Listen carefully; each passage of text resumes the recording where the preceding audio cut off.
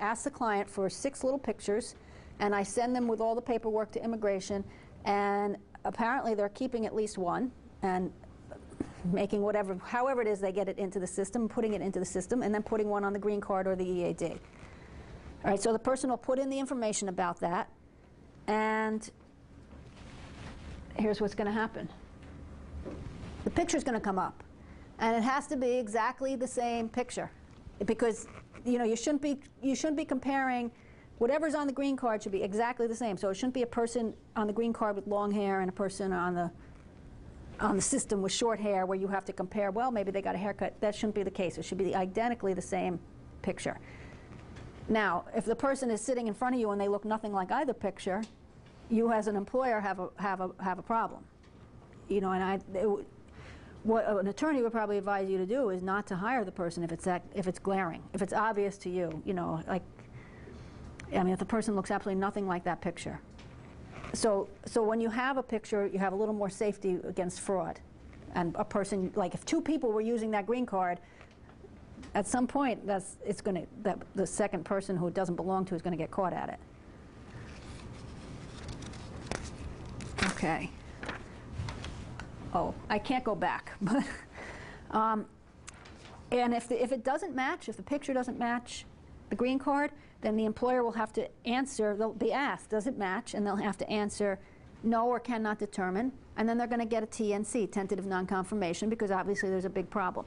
And this is where they have an obligation to send a photocopy of that document into CIS, because CIS wants to check it. And that's the closest you get to an affirmative obligation to rat on somebody.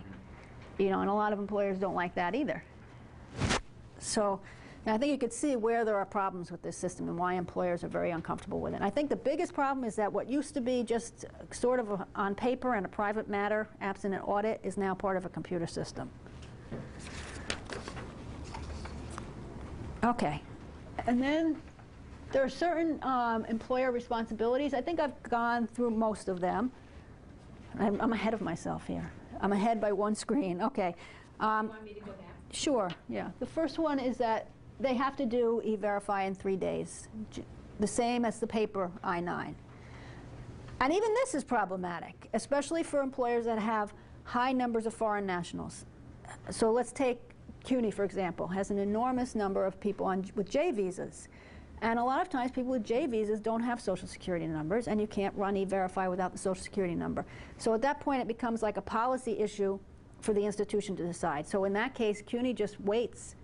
What they do is they take the letter, the employee gets a letter saying that they have applied for a Social Security number, they attach it to the I-9, and they just E-Verify later, which is not perfect, but there's no way around it. Okay, it has to be applied to all new hires, so they can't use it, like an employer can't say, they can't use it just for foreign nationals or just for people from China, for example. They have to do it for everybody, all new hires, regardless of where they think they might be from. And then they have to post an E-Verify poster, which I'll show you. And that's so that applicants know that they're an E-Verify employer. And that way, if you have somebody who has a work authorization that's fraudulent, they're going to think twice before they give it to the employer, because it's more likely they're going to get caught with it. And then they have to post anti-discrimination notices. And that's, again, if they think that this particular employer is using it to pre-screen, or they're only using it for foreign nationals, then they have the right to complain, and that's what that poster tells them. Okay, so that's the E-Verify poster, and that's the anti-discrimination poster. Okay. And then the employee has certain rights, and the first is to contest or not contest. That's their first choice. And then they have the right to file a complaint if they think that the employer is inappropriately using E-Verify. And that's kind of it in a nutshell. Yeah. I don't understand why you have to apply to all employees instead of just foreign nationals if you are an American citizen. Yeah, because how do they know? Well, you have a passport. You have, Yeah, but you don't know that you have the passport until after you started the I-9 process. I mean, and also, well, I think it's just because, I mean, that's an obvious example. Yeah. But still, somebody could have a passport that's fraudulent. So that's why it has to be done just as much for them as for foreign nationals. And the bigger problem, though, is that employers will be wrong. You know, they'll say, well, this person, you know, like, for example, somebody where I used to work is a Chinese national. He has a pretty obvious Chinese accent, but he's a naturalized citizen. So, but an employer would definitely want to e-verify him. So that's why it's everybody. It's just the non-discriminatory, fairest way, most objective way to do it. I'm sorry, just... It seems like you can see why people don't really want to sign up to it. I mean, it's no secret in our industry, just for the simple fact that people are knowingly employing. Of course. Well, that's a whole nother problem. So yeah. Why would they want to put themselves out there? Of course. Yeah. Yeah. I mean, those kind of employers are not going to do it for a really long time. Yeah. I mean, they're really at first going to get legitimate employers, like academic institutions, and you know. But I could start on a whole discussion on that, because that is the problem. That's the problem with the whole law. That you know, these people are being hired for a reason, and it's because they can't find Americans to do a lot of jobs. You know, so and they're putting all this effort into making sure that they don't hire foreign nationals. But suppose it works, then where's a restaurant going to find a busboy? And yeah. Like, be careful what you wish for. You know what I mean? It makes no sense. They'll have to pay them more than what they pay. So it's not the jobs that the employers don't want to pay. I think it's, they need to hire sometimes. legal people. Well, sometimes. For example, where I live, there's a lot of landscape businesses, and I happen to know a person who owns a business like that. And he can't get Americans. He has tried, and sometimes in the summer he can get Americans, but they quit after a certain number of days so they can get unemployment. Right.